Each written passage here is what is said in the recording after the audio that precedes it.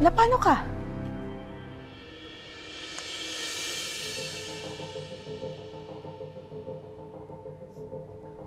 Talagang tinuluyan kang ibagsak ng teacher mo sa TLE? Bihira talaga yung babaeng yan. Humanda sa akin yung teacher mo yan.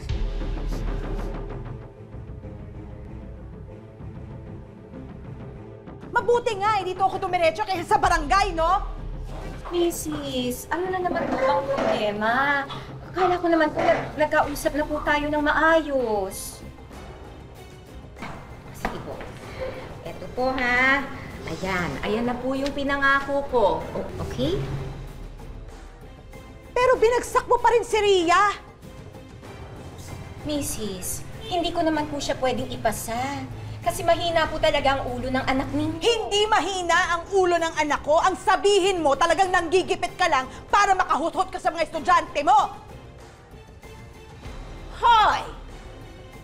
Anong karapatan mong pagsalitaan ako dito sa baluarte ko ng ganyan, ha?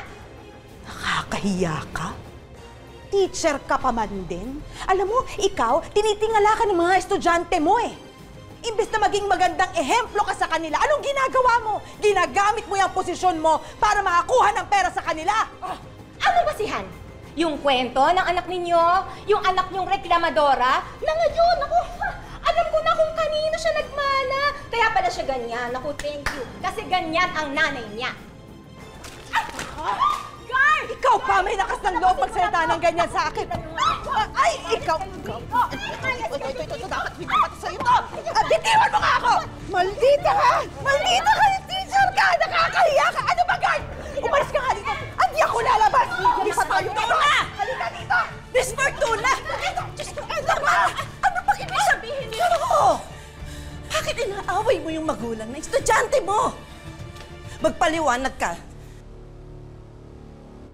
Ang hirap lang hong tanggapin na teacher pa mismo ng anak ko ang namera sa kanya. Hindi po totoo lahat ng ipinipintang nila sa akin ng principal. Papasukin sila. Halika anak, dito tayo.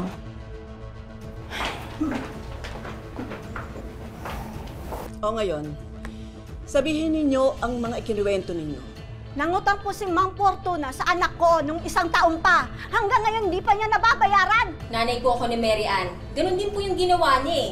Natuto pong magdahilan tong ano ko para lang mapautang yung teacher na yan. Sa anak ko din ho, ganun ginawa ni ma'am. Nakikita ho siya ng mga estudyante na maya't maya dating ng mga order niya. Kaya siguro nakakapangutang siya sa mga estudyante. Ngayon sabihin mo, wala bang katotohanan lahat ng mga aligasyon sa'yo? Nagawa ko lang naman po yun, madam. Sa sobrang liit po ng sweldo namin mga guro. Bokasyon ng edukasyon, Miss Fortuna. Kung kailangan mo ng malaking pera at para matustusan yung mga luho mo, nasa mali kang larangan. Ngayon, bayaran mo lahat ng mga pagkakautang mo.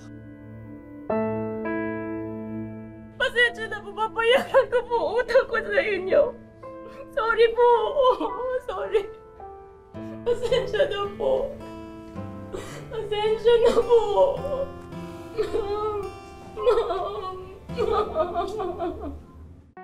Papaano kung ang mga leksyon na magagamit mo sana sa buhay mula kay teacher ay napalitan ng masamang karanasan? Ayoko na rin bumalikan yung traumatic na nung timeline. Kasi parang kami po yung naghahabol. Parang ako pa yung naghahabol sa kanya. Imbis na siya yung dapat na kusang magbigay nung hiniram niya. Hi, Rhea! Welcome sa Wish Ko Lang! Kwento mo nga sa akin, ano pa nangyari?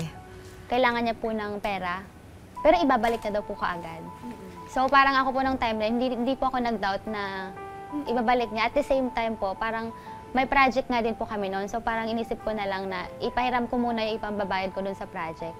Tapos sabi niya naman, ibabalik niya po kaagad. Para sa mga bata, huwag silang matakot na kumausap sa isang adult, no? Na makakatulong sa kanila, principal or yung parents nila, di ba? Para at least may magawa, maitama. There is a law as early as 1965 prohibiting schools, public schools, from collecting any type of fees from students of elementary, intermediate. At inamiyandahan pa ito ng 1969. Ang DepEd may sariling rules prohibiting collection from students.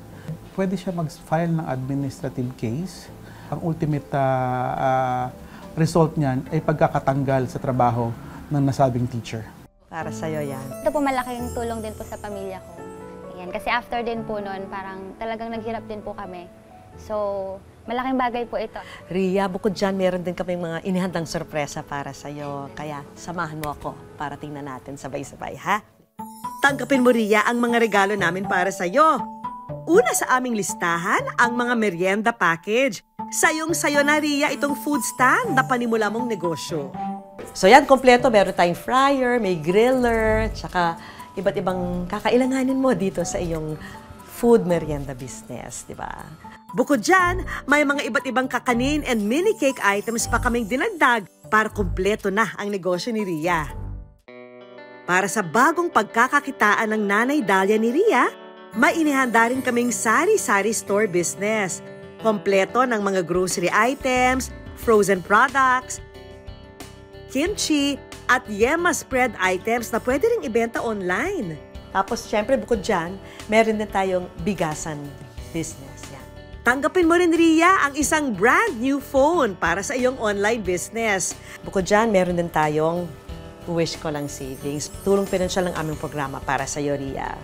Miss Vicky, hindi niya po alam kung gaano po ako kasaya ngayon, pati po sa Wish Ko Lang.